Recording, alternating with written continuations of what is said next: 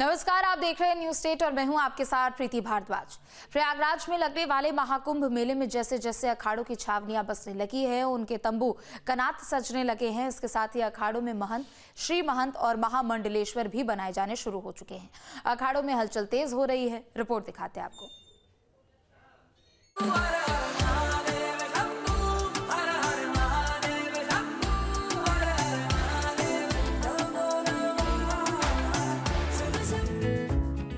महाकुंभ मेले में अब अखाड़ों के साधु संतों का आना तेज हो गया है और इसी के साथ शुरू हो रहा है अखाड़ों में नए महंत, मुखिया महंत और महामंडलेश्वरों का बनाना।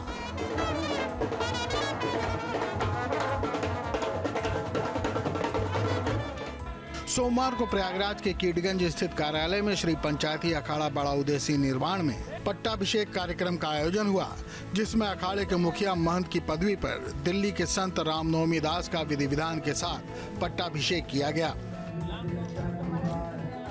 इस दौरान अखिल भारतीय अखाड़ा परिषद के अध्यक्ष समेत सभी अखाड़ों के प्रतिनिधियों की मौजूदगी में चादर विधि कर उनका पट्टाभिषेक किया और उन्हें मुखिया महंत की जिम्मेदारी दी गई। आज हमारे पंच परमेश्वर श्री भेग भगवान ने इस बालक को इस सेवा के लिए चयन किया और भेग भगवान जगत गुरु श्री चंद भगवान की कृपा से, निर्वाण देव जी महाराज की कृपा से जो हमारे अखाड़े की मर्यादा परंपरा है, मैं उस मर्यादा परंपरा में तन मन धन से, विचारों से, हर तरीके से इस पद की सेवा करता रहूं। अखाड़े के इष्ट देव के सामने चादर विधि का कार्यक्रम संपन्न हुआ। संत महंत रामनवमी दास को अखाड़े का मुखिया महंत बनाया गया। उनके माथे पर तिलक लगाकर बड़ा उदासीन अखाड़े के संतों महंतों ने चादर ओढ़ाई। कार्यक्रम में मौजूद 13 अखाड़ों के प्रतिनिधियों ने भी नए मुखिया महंत को माला पहनाकर चादर ओढ़ाई। पट्टाभिषेक जब किया जाता है, जब वो रिक्त स्थान हो जाते हैं, किसी भी वजह से ब्रह्मलीन हो जाए या त्याग पत्र दे दें या स्वेच्छा से छोड़ करके चले जाते हैं, तो उस रिक्त स्थान की पूर्ति के लिए पट्टाभिषेक जो होता है, जिसमें कि बड़े ही खुशी के साथ, हर्षोल्लास के साथ पूरे भेष भगवान के संत महंत मंडलेश्वरगण भक्तगण उपस्थित होते हैं और सब लोग उनको तिलक चादर करके उनको सम्मान करते हैं, पूजनीय हो गए, उनकी पूजा करते हैं। अखाड़े के पूर्व महंत रघुमुनि महाराज को कुछ कारणों से पद से हटाया गया, जिसके बाद दिल्ली के रामनवमी दास का चयन किया गया। और पूर्व में जो हमारे महंत थे रघुमुनि महाराज जी, किसी कारणवश उनको हटाया गया है और उसके बाद दिल्ली के जो महंत थे श्री रघुमुनि महाराज जी के गुरु भाई जो रामनवमी दास जी महाराज, उनका चयन हुआ है और उनको महंत बनाया गया है। और अब बहुत ही भव्य तरीके से पश्चिम पंगत और सभी पंगतों को साथ में लेकर के बहुत ही भव्य आयोजन श्री पंचायती अखाड़ा बड़ा उदासीन के तत्वाधान में यहाँ पे आयोजन किया जा रहा है। इस मौके पर मौजूद अखिल भारतीय अखाड़ा परिषद के अध्यक्ष महंत रविंद्र पुरी ने भी नए मुखिया महंत को तिलक लगाया और माला पहनाई। इस समारोह की शुरुआत रविवार से ही हो गई थी। रामनवमी दास की जटाओं को दूसरे श्री महंतों ने पारंपरिक तरीके से बांधा था। पट्टाभिषेक से पहले रामनवमी दास को संगम ले जाकर स्नान भी कराया गया था। Team news state.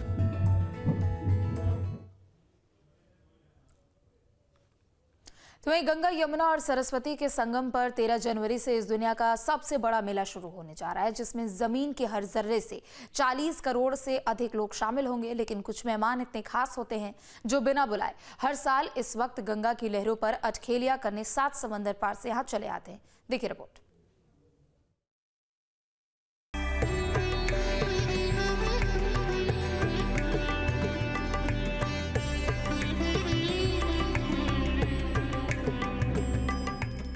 प्रयागराज में संगम की भूमि तब की भूमि है जहां लगने वाले कुंभ पर देश भर से हर कोई मंगल कामना और सुख समृद्धि की लालसा से यहां खींचा चला आता है। न जाने कितनी दूर दूर से लोग यहां आते हैं। विदेशी मेहमान भी यहां हजारों की संख्या में देखे जाते हैं। लेकिन कुछ ऐसे विदेशी मेहमान भी हैं जो हर साल हजारों किलोमीटर की दूरी तय कर यहाँ आते हैं। न उन्हें कोई माघ मेला या कुंभ का न्योता देता है और न ही कोई उन्हें यहाँ पहुँचने की सुविधा ही देता है। बस 7 समुंदर पार कर ये नन्हे साइबेरियाई मेहमान चले आते हैं हर साल संगम पर अपना बसेरा करने। संगम में न सिर्फ कुंभ के मौके पर इंसान आते हैं, एक परिंदा है जो कई वर्षों से आ रहा है और शायद इसको भी अमृत की तलाश है और इंसानों की तरह ये भी यहाँ पर अमृत की तलाश में आता है। आप तस्वीरें देखिए कि संगम की तस्वीर है और किस तरीके से यहाँ पर बैठे लोग जो है वो इन पक्षियों के लिए दाना लाए हुए हैं और दाना जो है वो खिला रहे हैं। इसी तरीके से अगर बात करें तो लगातार लोग इन पक्षियों के लिए, नन्हे मेहमानों के लिए, क्योंकि ये कुंभ के सबसे पहले मेहमान माने जाते हैं और ये विदेश से आए हुए हैं, लगभग ये 10,000 किलोमीटर का सफर तय कर यहाँ पहुंचे हुए हैं। अगर हम बात करें तो कार से अगर हम आते हैं तो लगभग 60 से 70 किलोमीटर की गति से लगातार अगर गाड़ी चलाएंगे तो 200 से 250 घंटे में यहाँ पहुंच पाएंगे। यह लगातार उड़ते हुए यहाँ पर आते हैं और हर साल आते हैं। उसे गुमान है कि मेरी उड़ान कुछ कम है, मुझे यकीन है कि ये आसमान कुछ कम है।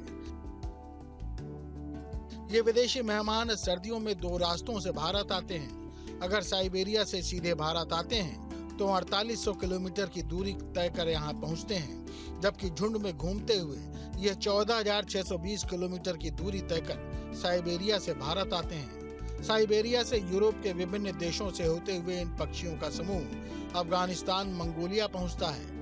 यहीं से ये 2 हिस्सों में बढ़ जाते हैं। साइबेरियाई पक्षियों का एक समूह चीन चला जाता है, वहीं दूसरा समूह तिब्बत के रास्ते भारत में प्रवेश करता है, जो 50 किलोमीटर प्रति घंटे की रफ्तार से उड़ते हुए कई पड़ाव पर रुकते हुए संगम पहुंचते हैं। संगम तट पर आने वाले पर्यटक और श्रद्धालु उन्हें देखकर जहां रोमांचित हो रहे हैं, वहीं उनके साथ समय बिताकर उन्हें अच्छा भी लगता है। ये नन्ही पक्षियाँ बहुत ही ज्यादा अट्रैक्ट करते हैं। हम लोग इनके लिए बेसन के सेब जैसे रहते हैं वो मिलते हैं इनको खिलाने के लिए, वही लेके आए थे। उनको खाने के लिए ये लोग आती हैं पास, तो देखने में अच्छा लगता है। कितनी खूबसूरत है, बहुत खूबसूरत है। सबसे पहले यही लोग आती हैं, टूरिस्ट से पहले ये लोग आ जाती हैं यहाँ पे। इन्हीं के लिए हम लोग आते हैं, अधिकतर हर साल आते हैं इनके लिए। इनकी अटकेलियाँ कैसे लगती है? बहुत अच्छी लगती है। कभी कभी तो ये लोग हाथ में से दाना लेके चली जाती हैं। सबसे नन्हे मेहमान है, सबसे पहले मेहमान भी हैं। इनके वतन में साल के आधे दिन ठंड बहुत तेज होती है। वहाँ जमीन से लेकर दरिया तक सब जम चुका होता है और तापमान -40 के करीब पहुँच जाता है। तब ये पक्षी अपना आवाज छोड़कर हैबिटेट और ब्रीडिंग के लिए गर्म स्थानों की तलाश में निकलते हैं और संगम तक पहुँचते हैं। इनके रक्स में दिखता रिदम किसी रशियन जिम्नास्ट जैसा दिखता है।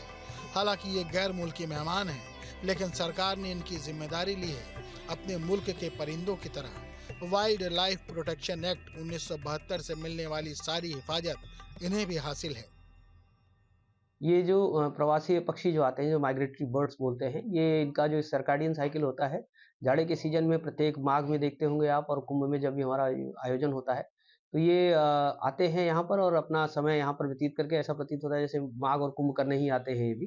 तो उनके प्रोटेक्शन के लिए समय समय में जो wild life protection act birds के लिए जो बनाया गया है, उसका पूरा अच्छे से अनुपालन किया जाता है। हाईकोर्ट ने भी समय समय पर जो गाइडलाइंस इशू की जाती हैं, वो पूरी तरह से यहाँ लागू होती है। संगम क्षेत्र में पूरी तरह से प्रोटेक्टेड है। संगम के तट पर हजारों की तादाद में साइबेरियन पक्षियों के पहुंचने से न केवल यहाँ की सुंदरता में 4 चांद लग जाते हैं, बल्कि पानी की सतह पर कलरव करते ये विदेशी मेहमान श्रद्धालुओं और पर्यटकों को भी अपनी ओर बरबस ही आकर्षित करते रहते हैं। वाकिफ कहाँ जमाना हमारी उड़ान से, वो और थे जो हार गए आसमान से। कुंभ नगर से अमित मिश्रा के साथ टीम न्यूज स्टेट। तो वहीं 2025 में होने वाले महाकुंभ को लेकर प्रयागराज में ही नहीं बल्कि श्री राम की नगरी अयोध्या में भी तैयारियां अंतिम दौर में हैं। इसकी बड़ी वजह प्रयागराज में स्नान के बाद हजारों श्रद्धालुओं के अयोध्या आने की संभावना है। इसी दौरान अयोध्या में वसंत पंचमी और मकर संक्रांति के मेले भी हैं, जिसमें बड़ी संख्या में श्रद्धालु अयोध्या पहुंचते हैं और पवित्र सरयू नदी में डुबकी भी लगाते हैं। देखिए अयोध्या से ये रिपोर्ट।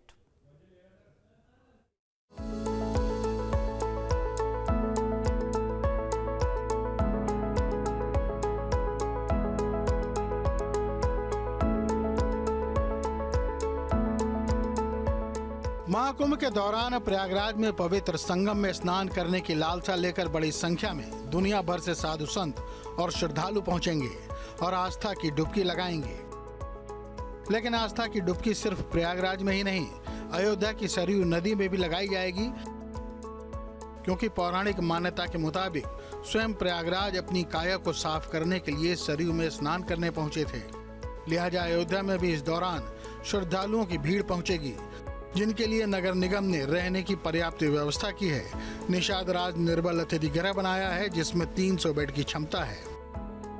रामलला अपने भव्य और दिव्य महल में विराजमान हो चुके हैं। इसके साथ ही साथ प्रभु का महल भी लगभग बनकर तैयार हो चुका है और प्राण प्रतिष्ठा के बाद से लगातार प्रतिदिन लाखों भक्त अयोध्या पहुंच रहे हैं और रामलला का दर्शन पूजन कर रहे हैं। इसके साथ ही साथ कुंभ मेला शुरू होने वाला है और कुंभ से लोग अयोध्या दर्शन करने भी पहुंचते हैं। इसके साथ ही साथ ठंड भी शुरू हो गई है। इसको देखते हुए अयोध्या प्रशासन ने भक्तों के लिए भी एक भव्य महल का निर्माण कराया है। आप देख सकते हैं, ये आश्रय स्थल बनाया गया है। यहाँ पर जो भक्त दूर दराज से दर्शन पूजन करने आएंगे और यहीं पर उनके रुकने की व्यवस्था की जाएगी। लोग यहाँ रुक सकेंगे। अगर इस पूरे आश्रय स्थल की बात की जाए तो इसमें 4 फ्लोर है, यानी भूतल और प्रथम तल में कॉमन रूम्स होंगे, जिसमें 40 से 50 बेड लगे होंगे, जिसमें लोग रुक सकेंगे। अयोध्या आने वाले अतिथियों को एक सुरक्षित और सुविधाजनक आवास और बिना किसी उनको अतिरिक्त खर्च के ये हम लोग करने जा रहे हैं और यह अयोध्या के दृष्टिकोण से, अयोध्या में आने वाले पर्यटकों के दृष्टिकोण से एक बहुत महत्वपूर्ण कदम है। 300 बेड की वहाँ पर व्यवस्थाएं हैं, अच्छी डॉर्मेटरीज बनी है, कमरे बने हैं, बेड है, उसमें कंबल है, ब्लैंकेट है, पिलोज है, मैट्रेस है, बेडशीट है और सारी चीज़ों को हम लोगों ने बहुत अच्छे से व्यवस्थित कर रखा है और शीघ्र ही अयोध्या आने वाले श्रद्धालुओं की सेवा में हम लोग उसे समर्पित करेंगे। ठंड का महीना होने के कारण अयोध्या में प्रमुख सार्वजनिक स्थलों समेत विभिन्न स्थानों पर आश्रय स्थल बनाए जा रहे हैं, जिसमें बाहर से आए श्रद्धालु ठहर सकें और आश्रय और भोजन की सुविधा पा सकें। नगर निगम ने ऐसे अस्थायी आश्रय स्थलों को बनाया है जहां 5000 से अधिक लोगों को ठहराया जा सकता है। 500 लोगों की क्षमता का अस्थायी रैन बसेरा हम लोग इसको क्रियाशील करने जा रहे हैं। ये रोडवेज स्टेशन यहाँ पर है, अयोध्या धाम और अयोध्या कैंट रेलवे स्टेशन का ये जो हमारा बंधा तिराहा है, रामकथा पार्क है, पुराना क्वीन हो पार्क, इन सभी जगहों पर हम लोग रैन बसेरा ही बना रहे हैं।